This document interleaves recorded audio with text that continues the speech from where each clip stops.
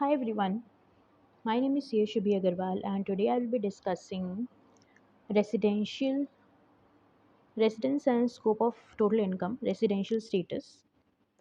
तो ये मैं इंटरमीडिएट के मॉड्यूल से कवर कर रही हूँ। बेसिक है जो भी रेसिडेंशियल स्टेटस में होता है। तो हम स्टार्ट करते हैं। सबसे पहले आ जाते हैं रेसिडेंशियल स्टेटस सेक्शन 6 में। तो ये हमारा सेक्शन 6 से गवर्न होता है।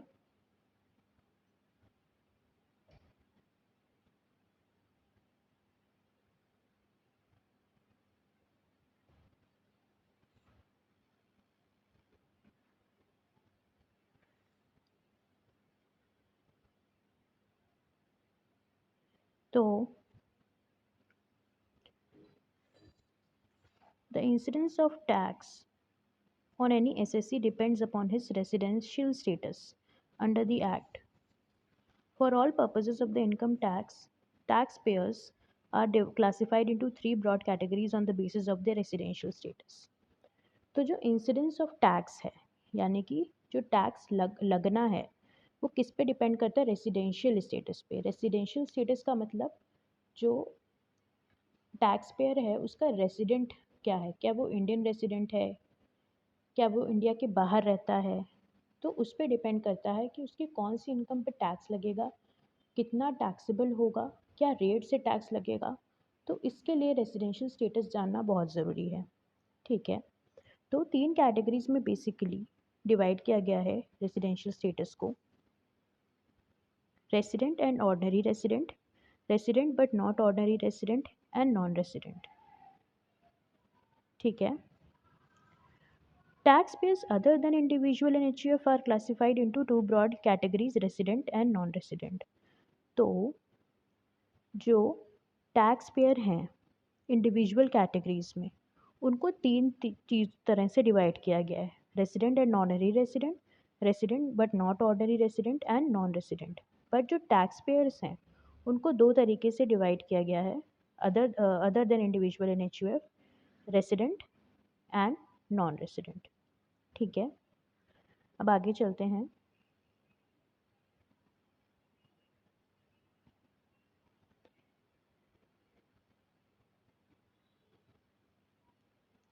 रेसिडेंशियल स्टेटस ऑफ इंडिविजुअल,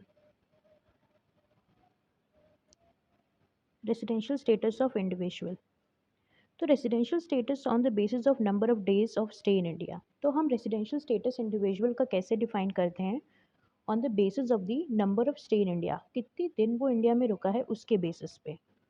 तो an individual is said to be resident in India in any previous year if he satisfy any of the following conditions। अगर इनमें से कोई भी एक कंडीशन सेटिस्फाई हो जाती है तो वो रेसिडेंट इन इंडिया माना जाएगा। किस कंडीशन की बात हो रही है? पहली कंडीशन है he has been in India during the previous year for a total period of 180 days or more. दूसरी कंडीशन है he has been in India excuse me during 4 years immediately preceding the previous year for a total period of 365 days or more and has been in India for at least 60 days in the relevant previous year। तो पहली condition ये है कि previous year में 182 days या उससे ज़्यादा वो इंडिया में है। दूसरी कंडीशन ये है कि जो हमारा प्रीवियस ईयर है उससे प्रिसीडिंग कि जो इमिडिएटली 4 years हैं उसमें वो टोटल 365 डेज या उससे ज़्यादा इंडिया में रहा हो या फिर at least 60 days relevant previous year में इंडिया में रहा हो। ठीक है,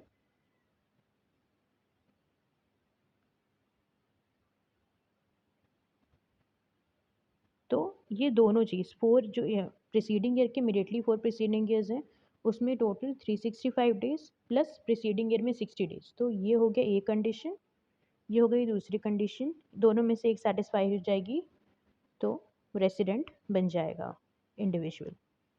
अब आगे आते हैं। If the individual satisfy any of the condition mentioned above, he is resident. If both the above conditions are not satisfied, the individual is non-resident. अब एक नोट दिया है, उसको देखते हैं। The term stay in India includes stay in a territorial waters of India, that is 12 more nautical miles to the sea. Even the stay in a ship or boat moored in the territorial waters of India would be sufficient to make the individual resident in India. ठीक है. It is not necessary that the period of stay must be continuous or active, nor it is essential that the stay should be at the usual place of residence, business, or employment of the individual. These are points to be noted हैं. For the purpose of counting the number of days stayed in India, both the date of departure as well as the date of arrival are considered to be in India. तो date of arrival और date of departure दोनों को count किया जाएगा for calculation of number of days. The residence of an individual for income tax purpose has nothing to do with citizenship, place of birth or dominance. An individual can therefore be resident in more countries for tax purposes that one can have only one domicile. तो domicile हो सकता है अलग हो, residence अलग हो, domicile और residence का आपस में कोई relation नहीं है. ठीक है. अब इसमें कुछ exceptions हैं, वो देख लेते हैं. The following categories of individual will be treated as resident in India only if the period of their stay during the relevant previous year amounts to 182 days or more. In other words, even if such persons were in India for 60 days or more, but in the relevant previous year they were not be treated as resident due to the reason their stay in India was for 365 days or more during the 4 immediately preceding years. अब हमने शुरू में देखा था कि दो conditions थी, ठीक है, जिसमें से एक भी सेटिस्फाई हो जाती थी तो हम उसको रेसिडेंट मान लेते थे. लेकिन ये जो एक्सेप्शंस हम देखेंगे, इन एक्सेप्शंस ये जो एक्सेप्शनल केसेस हैं, इसमें जो पहली कंडीशन अगर सेटिस्फाई होगी तभी रेसिडेंट माना जाएगा, दूसरी कंडीशन से कोई लेना देना नहीं है. ठीक है.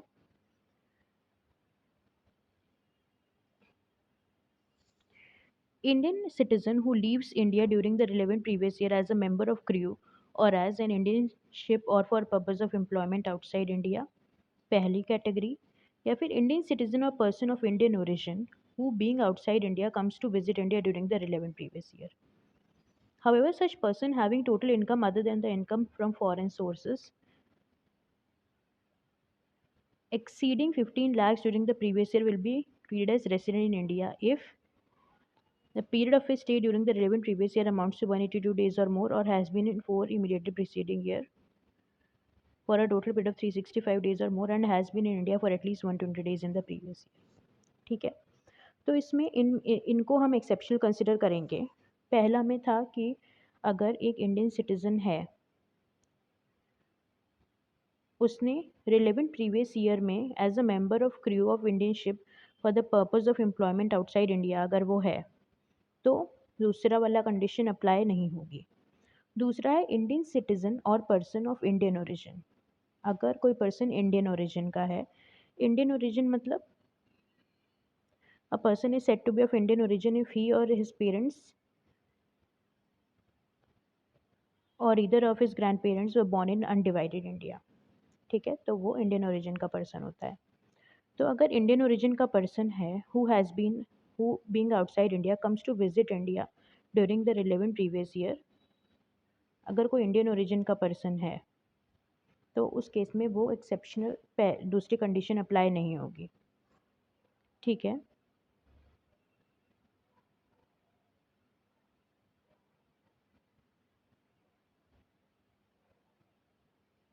लेकिन such persons having total income other than the income from foreign sources, that is income which accrue or arises outside India, except income from business controlled or profession set up in India and which is not deemed to accrue or arise in India, exceeding 15 lakhs during the previous year will be treated as resident in India if.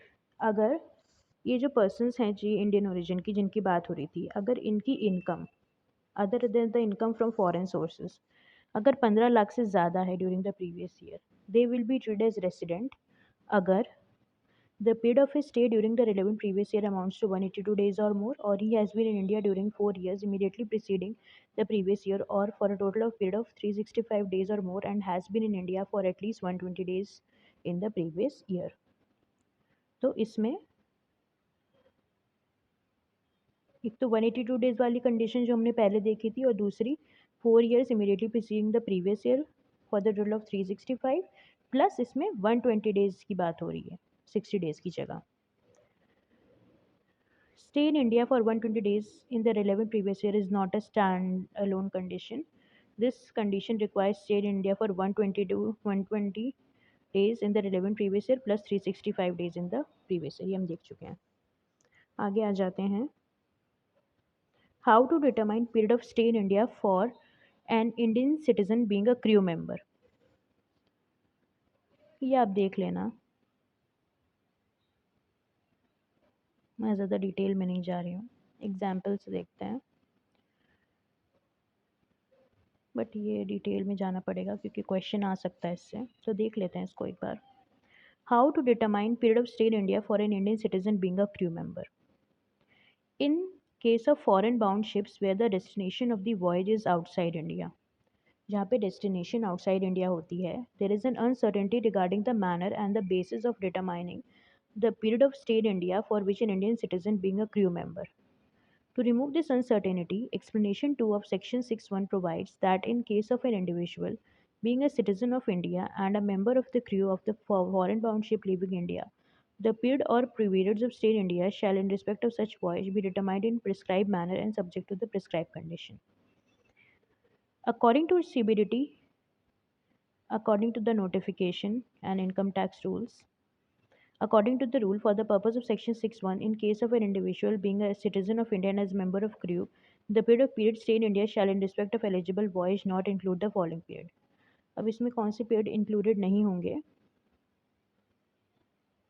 The date entered into the continuous discharge certificate in respect of joining of the ship by the said individual for the eligible voyage.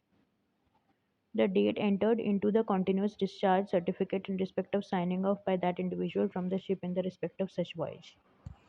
तो जो date है entered into in the continuous discharge certificate in respect of joining the ship by the said individual for the eligible voyage. जिस जो भी enter किया गया है the date in the continuous discharge ship उस पीरियड से the date enter into continuous discharge certificate in respect of signing off by that individual from the ship in respect of such voyage. तो ये period exclude हो जाएगा. Eligible voyage में क्या आता है? The voyage undertaken by the ship and engaged in the carriage of passengers of fleet in international traffic where the voyage having originated from any port in India has its destination any port outside India, and for voyage having originated from any port outside India has its destination at any port in India. ठीक है, तो ये हो गया voyage का definition. अब illustration देखते हैं. Mr. Anand is an Indian citizen and a member of the crew of a Singapore-bound Indian ship engaged in carriage of passenger in international traffic departing from Chennai port on 6th June 2024. From the following details for previous year 24-25, determine the residential status of Mr. Anand for AIY 25-26, assuming that his stay in India in the last previous years is 400 days. तो एक condition जो थी कि हमारी 365 days वाली वो तो इसमें नहीं होगी क्योंकि 182 डेज़ का ही हम देखते हैं क्रू मेंबर के केस में. ठीक है, तो देखते हैं. Date enter into the continuous discharge certificate joining 6 June और respect of signing off 9 December. अब इस केस में Mister Anand is an Indian citizen and living India during the previous year as a member of crew. He would be resident in India if he stayed for 182 days or more. सिर्फ एक condition valid होगी. The voyage is undertaken by an Indian ship engaged in the carriage of passengers in international traffic, originating from port in India and having its destination outside India. Hence, the voyage is eligible. तो eligible voyage हमने देखा था. Eligible voyage कि क्या था कि जो originate हो रही है from any port in India और डेस्टिनेशन आउटसाइड इंडिया है, या फिर ओरिजिनेट हो रही है एनी पोर्ट आउटसाइड इंडिया और उसकी डेस्टिनेशन इन इंडिया है. तो एलिजिबल voyage में ये आते हैं. ठीक है, तो एलिजिबल voyage है ये. Therefore, period commencing from 6th June 24 and ending on 9 December being dates entered into continuous discharge certificate in respect of joining the ship and signing off, इस पीरियड को हम एक्सक्लूड कर देंगे. तो अकॉर्डिंगली 187 डेज हो गया. अप्रैल से जून कंसिडर करेंगे. अप्रैल मई, जून, जुलाई, अगस्त, अप्रैल, मई, जून, जुलाई, अगस्त, अप्रैल, मई, अप्रैल और मई, ठीक है। जून के 25, जून, फिर जुलाई, अगस्त, सितंबर, अक्टूबर, और हम ये जून जून जुलाई, अगस्त, सितंबर, अक्टूबर, नवंबर, दिसंबर हटा देंगे 9 दिसंबर तक, और बाकी के डेज़ कंसिडर कर लेंगे। तो 187 days have to be excluded from this period in stay. Consequently जो बचे हुए डेज हैं 1878 डेज, 6 जून से लेकर 9 दिसंबर तक जो भी पीरियड था वो हमने हटा दिया। बाकी जो बचे 178 डेज वो हमारे थे, तो 182 डेज से ये कम है, तो इस वजह से ये हमारा रेसिडेंट नहीं है, डीम्ड टू बी रेसिडेंट नहीं है, रेसिडेंट नहीं है। डीम्ड रेसिडेंट क्या होता है?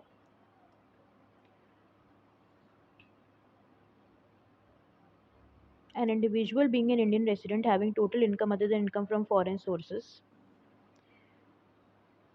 accrues or arises outside India exceeding 15 lakhs during the previous year will be deemed resident in India in the previous year if he is not liable to pay tax in any country or territory by reason of his domicile or residence of similar nature. However, the provision will not apply in the case of individual who is resident of India in the previous year. ये हमने देख चुका है already. फिर आ जाते हैं liable to tax. Liable to tax in relation to a person and with reference to the country means that there is an income tax liability on such person. ये सब तो रिलेवेंट नहीं है, ये हम देख चुके हैं। अब आ जाते हैं अगली चीज़ पे, resident and ordinarily resident, resident but not ordinarily resident. अब हमने देखा था इंडिविजुअल और एचएफ के केस में दो चीज़ें होती है, resident, non resident plus resident and ordinary resident का concept.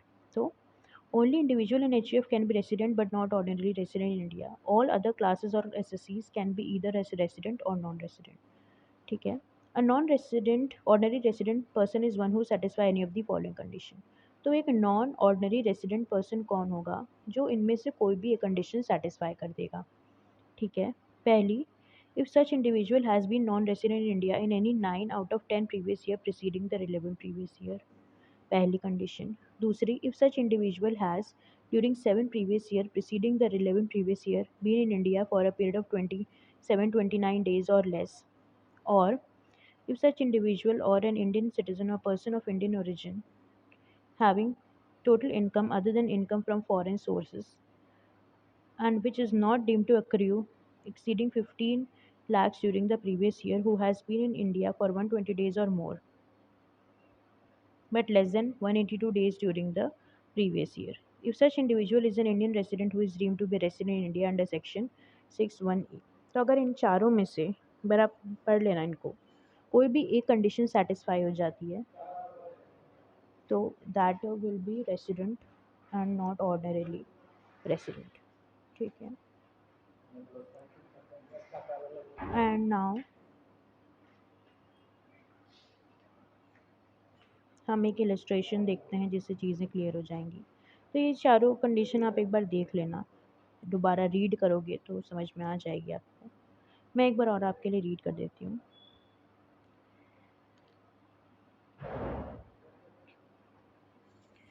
If such individual has been non-resident in India in any 9 out of 10 previous years preceding the relevant previous year, तो जो रिलेवेंट प्रीवियस ईयर है उसके preceding जो 10 previous year है उसमें से अगर वो नॉन किसी भी 9 सालों 9 ईयर्स में नॉन रेसिडेंट है तो वो, अगर ये कंडीशन सेटिस्फाई हुई तो वो नॉट ऑर्डिनरी रेसिडेंट हुआ। दूसरा, if such individual has during 7 previous years preceding the relevant previous year been in India for a period of 729 days or less. So if such individual during the 7 years preceding the relevant previous year has been in India for a period of 729 days or less, 729 days से कम रहा है वो preceding year के 7 previous years में, तो वो non ordinary resident हुआ। तीसरी कंडीशन है, if such individual is an Indian citizen और पर्सन ऑफ इंडियन ओरिजिन। ठीक है। having total income other than income from foreign sources and which is not deemed to accrue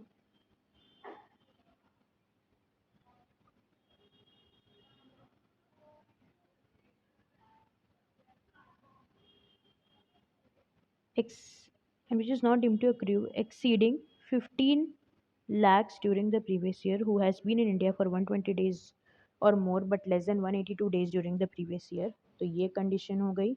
और if such individual is an Indian origin who is deemed to be resident in India under section 6(1)(a), तो अगर इनमें से कुछ भी एक satisfy हो जाती है तो वो resident and non ordinary resident हो जाता है. Illustration. Brett Lee, an Australian cricketer player, visits India for 100 days in every financial year. This has been his practice for past 10 financial years. Find out his residential status. Would your answer be different if the above facts relate to Srinath, an Indian citizen who resides in Australia and represents Australian cricket team? What would be your answer if Srinath had visited India 120 days instead of 100 days every year? ठीक है, तो इसमें आप एक बार सोचो क्या होना चाहिए आंसर, फिर हम देखते हैं इसको. चलो देखते हैं. अब ब्रेटली का देखते हैं. सबसे पहले ब्रेटली प्रीवियस ईयर में 24-25 में 100 दिन रहा है. ठीक है. प्रीसीडिंग 4 ईयर्स में 400 दिन रहा है. ठीक. अब जो पहली कंडीशन है 182 days or more during the previous year, वो तो नहीं मीट हो रही है. दूसरी जो थी कि 60 डेज प्रीवियस ईयर में और उसके पहले 4 साल में 365 डेज. तो पिछले साल वो 60 डेज है, उसके पहले दिन वो 365 डेज है, तो रेसिडेंट तो है वो, ये तो सेटिस्फाई हो गया. अब सेकंड देखते हैं, ordinary and non ordinary resident. 7 previous years में वो 700 दिन रहा है. Since he is in for less than 730 days, 730 days का ब्रैकेट था, he is not ordinary resident during the previous year. तो ये कंडीशन मीट हो गई. उनमें से एक भी अगर मीट हो जाती है तो नॉट ऑर्डनरी रेसिडेंट होता है. ठीक है, तो ये नॉन ऑर्डनरी रेसिडेंट है. An individual not being an Indian citizen would be not ordinary resident if he satisfy any of the conditions specified under section 6(6). If such a individual has been non-resident in India in any 9 out of 10 previous year and is during 7 years for a period of 729 days or less. ठीक है, ये हमने देख लिया है. अब आ जाते हैं आगे श्रीनाथ के केस पे, जो कि ऑस्ट्रेलियन रेसिडेंट है और वो इंडिया विजिट करने आ रहा है. तो नॉन रेसिडेंट है. Irrespective of his total income, his stay in India in current financial year, in any case less than 120 days.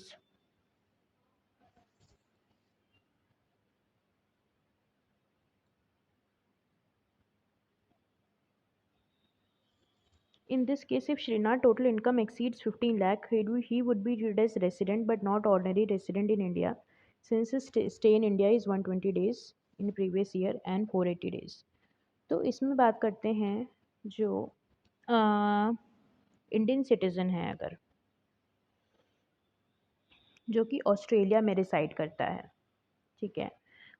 He comes to visit to India, he would be treated as non-resident in India irrespective of his total income, since his stay in India during the current financial year in any case is less than 120 days.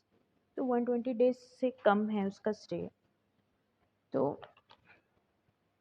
अगर आप देखो ना, ये जो condition थी हमारी,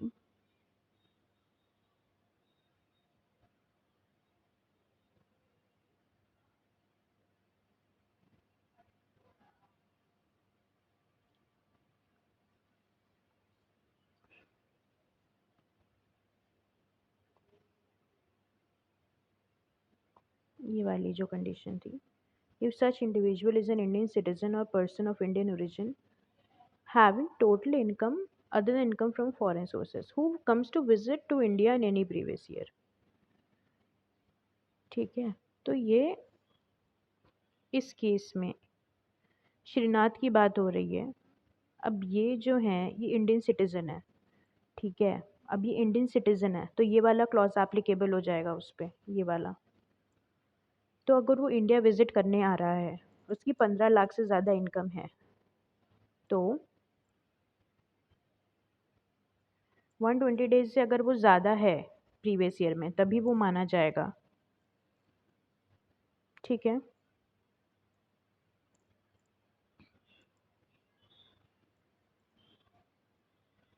तो इस केस में इनकम की बात ही नहीं है, क्योंकि 120 डेज से कम वो रह रहा है। लेकिन अगर 120 डेज से ज़्यादा अगर वो रह रहा है, तो उस केस में उसको मानेंगे ordinary resident in India. Clear है ये?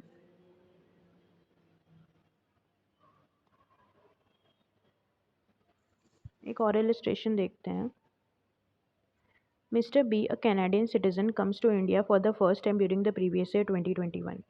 During the financial year 2021, 20, 21, 22, 22, 23, 24, 25, and 25, 26, 24, 25, he was in India for 55 days, 67, 90, 150, 70, respectively determine his residential status. बताइए आप लोग।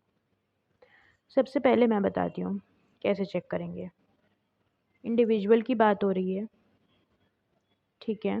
तो इंडिविजुअल में कैटेगरीज हो सकती हैं, ordinary resident, not ordinary resident, non resident, ठीक। सबसे पहले वो दो कंडीशन जो ऊपर वाली थी, 182 डेज़ वाली, 60 प्लस 365 वाली, तो वो देखेंगे। अब प्रीवियस ईयर की बात हो रही है, AY 25-26 का पता करना है, तो प्रीवियस ईयर हो गया 24-25।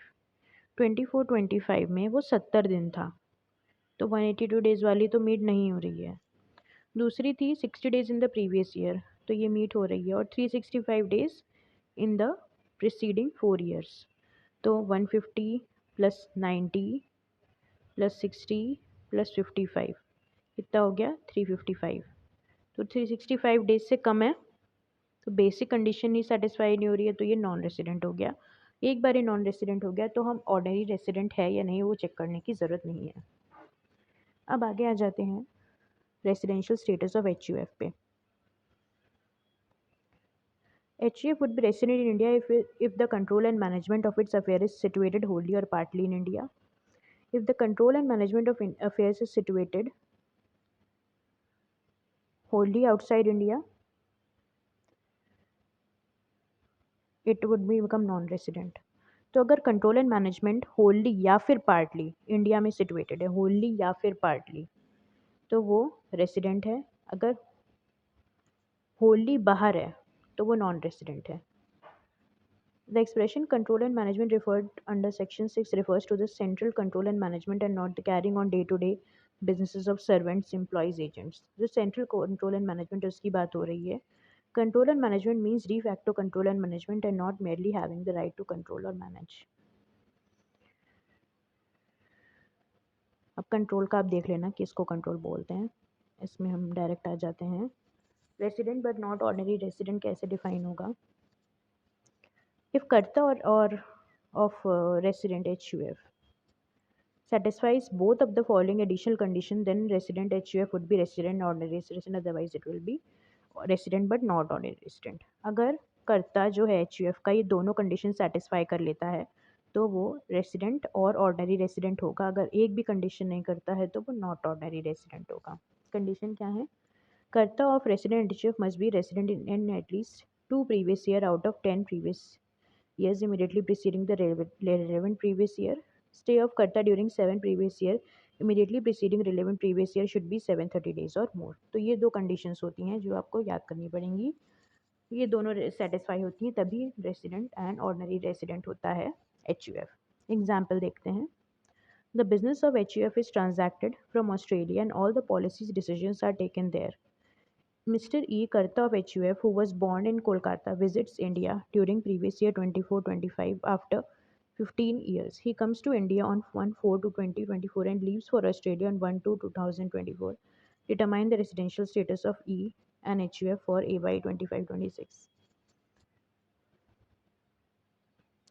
अब इसमें जो E है वो करता है, ठीक है, वो इंडिया में कितने दिन रहा है? 245 डेज।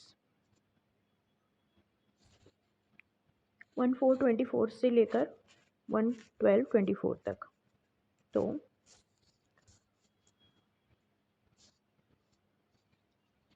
अब इसमें पहले देखते हैं business of HUF is transacted from Australia and all the policy decisions are taken there.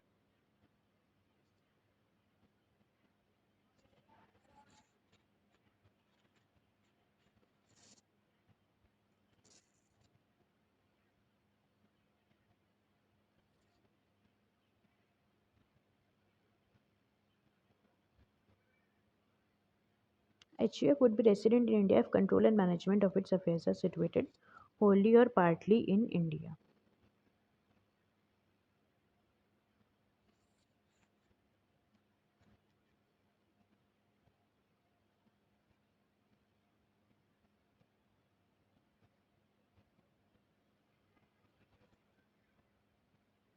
अब इसमें HUF का जो स्टेटस है वो तो नॉन रेसिडेंट है, क्योंकि जो बिजनेस है वो ट्रांजैक्ट इंडिया में नहीं हो रहा है। Control and management is Holi outside, Holi और पार्टली आउटसाइड इंडिया। तो ये हो गया नॉन रेसिडेंट। ई की बात करते हैं। अब ई जो है प्रीवियस ईयर में, अभी जो बात हो रही है इसमें 245 डेज रहा है, तो रेसिडेंट तो है वो। However since he has come to India after 15 years he does not satisfy the condition of being ordinary resident, इसलिए वो ऑर्डिनरी रेसिडेंट नहीं है। ये हो गया हमारा HUF का। अब आ जाते हैं फर्म्स AOP BOI। इनका सिंपल ही है। A firm AOP BOI would be resident in India if the control and management of its affairs is situated wholly or partly in India. Non-resident where control and management of affairs is situated wholly outside India, AOP or BOI would be non-resident. Companies के case में क्या है? A company would be resident in India in the previous year if it is an Indian company, या एक वो Indian company है तो वो रेसिडेंट हो जाएगी, या फिर it's poem that is place of effective management in that year is in India.